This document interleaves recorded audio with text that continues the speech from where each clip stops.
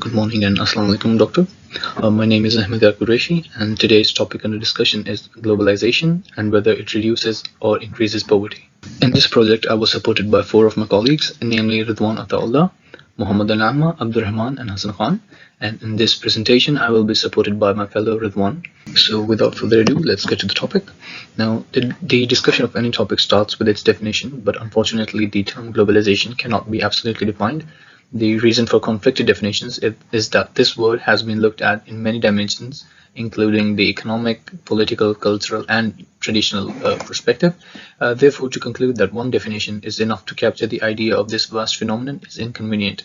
However, it can be thought of as the interconnectedness of the entire world, or a stronger definition was provided by David Held, who believed that globalization can be thought of as a process or a set of processes which embodies a transformation in the spatial organization of social relations and transactions assessed in terms of their extensity, intensity, velocity, and impact generating transcontinental or interregional flows and networks of activity, interaction, and the exercise of power.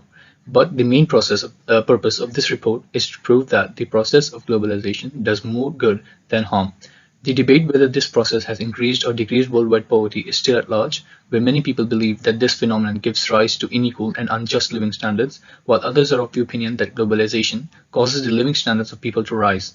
It seems as if the majority of the people believe that globalization does more harm than good, but that is not actually the case, and the only reason for such a realization is that this small anti-globalization majority manages to show off its dislike on conflicting ideas way more than those in its favor and have a tendency to defame the name of this process on large platforms without providing any evidence, statistical or otherwise, and this causes a negative image of globalization to be portrayed. The four main points that we have focused on to support our thesis are that globalization favors foreign trade, it increases employment rates, it improves the living standards, and it also makes education affordable. The international trade refers to the exchange of capital, goods, and services across international borders or territories because there is a need or want of these goods or services. When we talk about the international trade, we not only talk about the products but also about the spread of information and technology across states, which helps the entire world to modernize and develop. There are various ways in which the promotion of international trade has helped reduce the levels of poverty all over the world. Some of them are that trade has created a very competitive market all over the world, where consumers look for the best products at minimum prices, and if they do not find something suitable, they look for alternatives or substitutes. So the manufacturers and firms tend to provide as many products as they can, from low to high quality and from the cheapest to the most expensive ones. Therefore, the prices of products decrease, making everyday goods cheaper and provide distributors with a larger market share. Another important reason is that it causes the core countries to invest in periphery and semi-periphery countries. This is done by two major means, namely outsourcing and vertical specialization. Large firms have started using the process of outsourcing by which they spread their businesses into lesser developed countries due to cheap labor and raw materials, consequently providing capital to those countries so they can benefit from it. In case of vertical specialization, companies allot components of their production processes to other countries which specialize in them. For instance, large automobile manufacturers such as Toyota, which is basically a Japan-based country, has its vehicles assembled all over the world, including regions such as Asia and North America. Therefore, it's a win-win condition for all the states involved. The next point deals with how globalization increases employment rates all over the world. This point is debatable as there are many statistics that prove a decline in these rates, but although the employment to population ratio decreased, it still does not justify the stance that globalization is the cause of reduced employment. In fact, all this simply implies that the availability of job vacancies decreased due to the significant increase in the world population, which is a completely separate discussion. It is true that the spread of globalization has made organizations operate on an international scale. As discussed before, because today's capitalist world economy requires the continuous flow of capital, many developed countries invest their resources in poorer countries, which in turn allows these countries to industrialize, which then leads to more job vacancies. Moreover, the globalization developed a sense of awareness among women worldwide, which allowed them to start working in all sorts of professions equally with men. Now, although they are slightly less paid and slightly underprivileged, this condition is expected to improve in the future. And however, one way in which this less payment is accounted for is by providing women with flexible work hours. Therefore, it can be said that the decreasing employment rate is emphasized by people who fail to realize that the world population has increased significantly in the last few decades. Now, my colleague Ridwan Ataullah will explain the remaining points and conclude our presentation. Thank you. Globalization improves living standard. Many people think globalization is unique to this era, but it has been around since ancient times. As Amartya Sen mentioned, globalization is not a new concept. People and products have journeyed along leading economic routes such as the Silk Route. Migration is one key aspect to the process of globalization. Globalization is impossible without human migration, meaning people travel across borders to provide their services, savings, and innovations in market segments that offer opportunities that are not accessible in their home countries. On the right is a graph provided by United Nations that shows the top number of international migrants in 2015 portrayed in millions.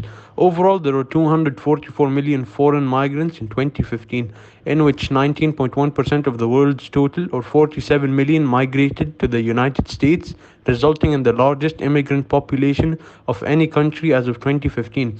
The reason for this is the significant income disparities between core and peripheral countries as part of the world systems theory proposed by sociologist Immanuel Wallerstein. Individuals are encouraged to escape poverty through migration. What has globalization offered as part of migration to escape poverty? First is expansion and versatility of work across borders as an account of capital and advancements of technology, meaning many job opportunities are provided due to advancements of technology, and it encourages people from outside to migrate and work in the country which are advancing. Second, remittance is utilized on investments such as education, housing, and exclusively on family utilization. And third, globalization has made migration easier. How? It is by improved communications, information dissemination through the media, and transportation. How does globalization make education affordable?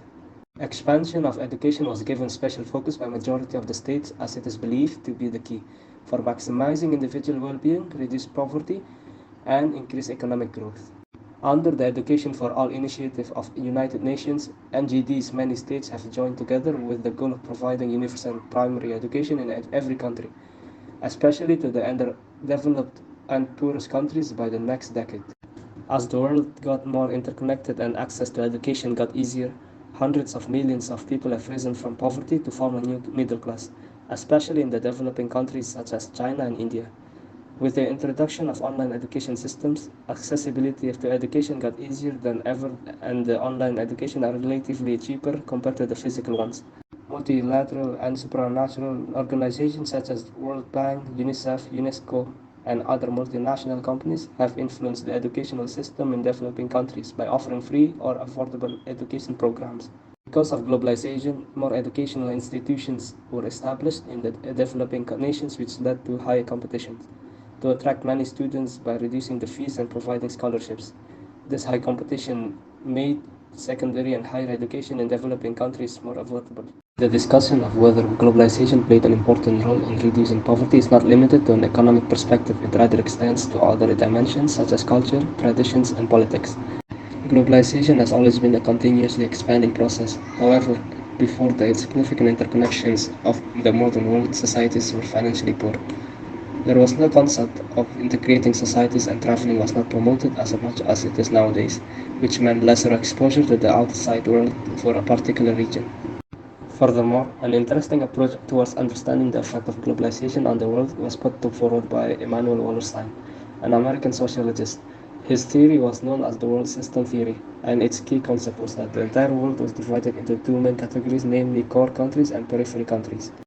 He believed that the core states took cheap labor and raw materials from periphery countries, which allowed them to progress while also providing the periphery states with enough capital to better their condition. This was because the stronger or more dominant countries used to invest where they could get more profit, and this investment of capital benefited the poorer countries.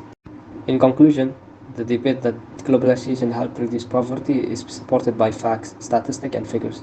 It promotes the living standards of people by creating opportunities for people of all classes. It makes education affordable and increases foreign trade, in which in turn helps create a more diverse and educated society. It is true that this phenomenon allowed the elites to accumulate large amounts of capital, but it does not mean that there were no opportunities for the rest of the world. Globalization pulled out many economies from going bankrupt who otherwise would have succumbed to the capitalist world's financial system. The process of making the rich richer and the poor poorer is completely baseless and is backed by ignorant people who fail to realize the amount of good it is provided to the below average class of the society.